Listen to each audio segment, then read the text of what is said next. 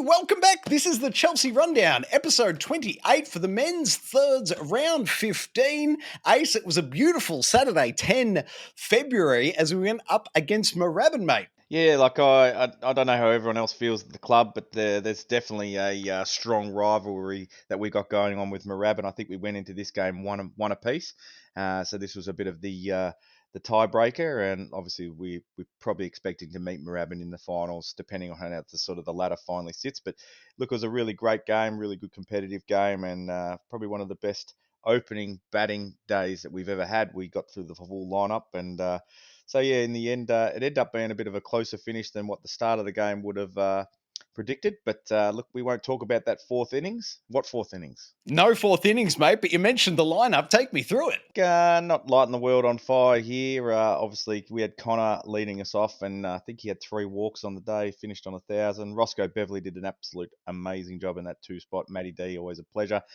Ace, myself, Brooksy, Tom, another great effort by Tommy, Dazzler, Nico, Humbles, took out the first baseman with a colliding catch, which is great. Travi, Troy, and Jimbo. It's a great lineup, mate. It's looking very solid as we approach the end of the seasoning.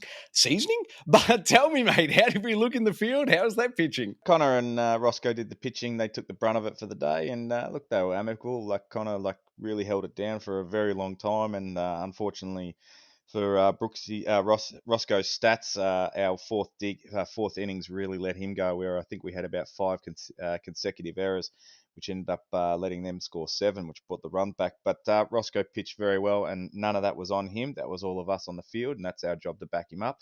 And we unfortunately just didn't. But other than that, for the rest of the day, we were really great. Brooksy took a few absolute nail biter things that were hit at him like absolute rockets, and he was able to field them with a piece of ease and make the throws over. Roscoe did a really lively play. Look, nothing else really. We were just out there running like a well-oiled machine, and again, as long as you ignore that fourth innings, we were humming. We were, mate. And big shout out to the Nico Humbles rundown there. That was a thing of beauty as well. That was my favourite from sitting out there in right field. Lovely day all round. As you said, the fourth. But how about I throw this at you, mate? Is it possible that we have given ourselves a sense of comfort in having a lead, getting it eroded away, and then coming back and really stamping our foot on the end? I think we learn a lot about ourselves and backing ourselves as a team and coalescing at a time when it was required. Yeah, look, there was a definite aspect. I think we came out and put 6 runs up on the first innings, and we went through the entire lineup, and we were able to bat from the top of the lineup in the second dig. And in my time here at the Dolphins, I don't think we've done that, not even once, and that's not against any team. So it was definitely an interesting position to be in. And I think on top of that, we went and scored 2 in the second, held them scoreless in the first, or maybe they got 1 across in the first. So then the score was like 7-1, and it was different because I think we all went into this game highly expecting that Moorabbin would be toe to toe with us. So to get out to such an early lead, maybe that caused a bit of a lapse of concentration and some skill errors. But yeah, it was different. And look, ideally, we will just continue that sort of pressure by putting our foot down on the pedal and not taking our foot off the pedal until the final dig and the game's called. But look, we'll learn from this, and the big thing is, I think, is like as long as we keep going to training and we keep practicing all our skills and we keep getting better and better, we're going to start seeing games like this become easier and easier for us when we're on. So look, it's something for us to work on. And by all accounts, we had a bit of a lull, probably sort of in the mid tier there, but then we came back in the last dig and we put another 5 runs on to seal the game, which would put us up by 9.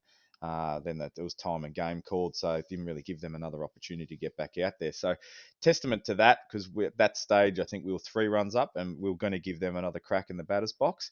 The fact that we were able to get back out there and score more runs and seal the game, that was probably the highlight for me. It was indeed, mate. Speaking of scoring more runs, talk me through the batting, please. Yeah, look, it was a pretty electric day in the batting's box. We amassed 15 hits on the day, 15 RBIs.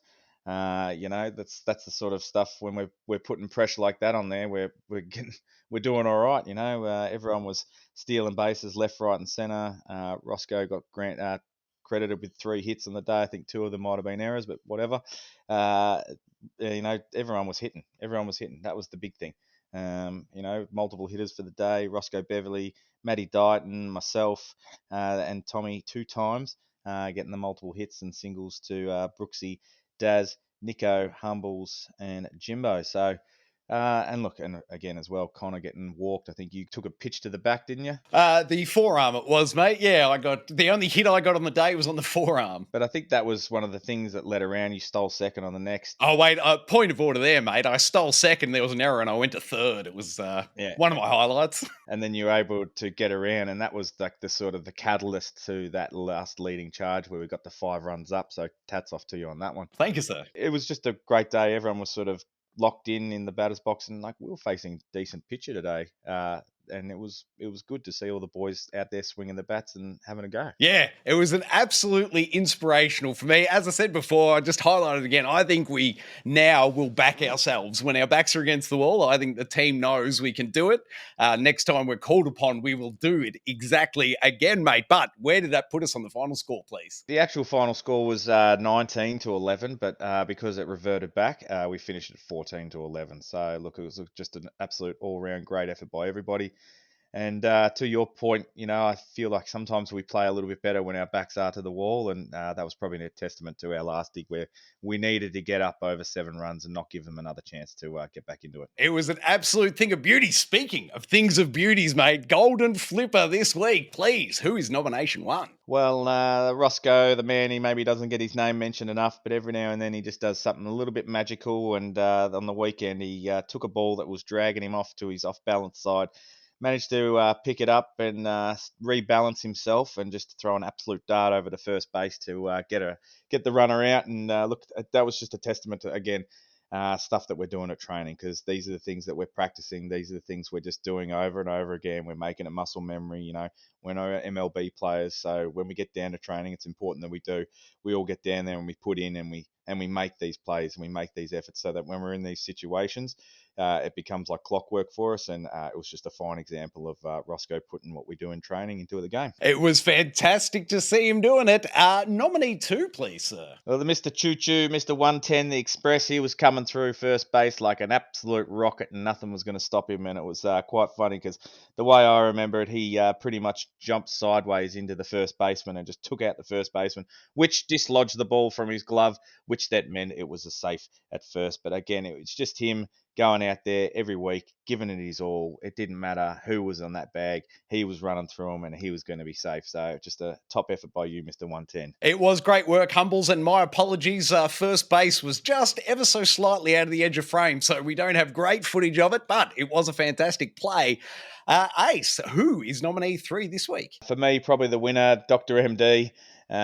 He's not the fittest and the fastest of all blokes, but he found himself in between third and home plate in an old-fashioned rundown, and he had everyone a bit bamboozled. I think the catcher probably, if he turned on the Jets, he could have caught him, but he threw the ball a little bit late back over to third base, and Doogie Howser, Dr. MD, turned around and turned on the Jets, and it definitely looked like he was sucking in the deep ones, but he managed to get home and beat out the throw back to the catcher. It was an absolute classic rundown. You don't see many go our way, and you don't see anyone go any other way than an out. But he managed to turn around and get the run. So top job to you, MD. It was, and Maddie's got to get my vote this week. I tell you, when you do a play and successfully, that's the name of the show, there's every chance you're going to get my vote, which is exactly what's happened today. Ace, your vote? I'm with you as well, Dr. MD. You don't see many of those plays. You don't come away with the chocolates after many of those sorts of things. And again, in honour of the show, the rundown, it's good to see us finally get one. It was fantastic, mate. Where does the rest of the team sit? How did that Facebook poll look? Yeah, so with your vote, that was 4 for Doogie M. Hauser, the Choo Choo, Mr. 110 Express. He polled the 3, and Roscoe the 2. So it was a little bit of an evenly balanced voting this week after our Mr. Unanimous last week. Nice work. All right, Ace, that will do it for the show. And obviously, we're recording a day late and a buck short. So I hope you got down to training last night. If you didn't, Wednesday nights, come on down. We're having a great time. Sausages, drinks, the whole lot. It's a lot of fun. Get on down to training. Ace, is there anything particular you want to see us training on in future? Everything just boils down to you reap what you sow. So if you can get out there and you start practicing these little things, doesn't matter whether it's a fly ball or a pickup or a throw, They all accumulate, and eventually one day you'll need them, and that might just be the out that wins us the flag.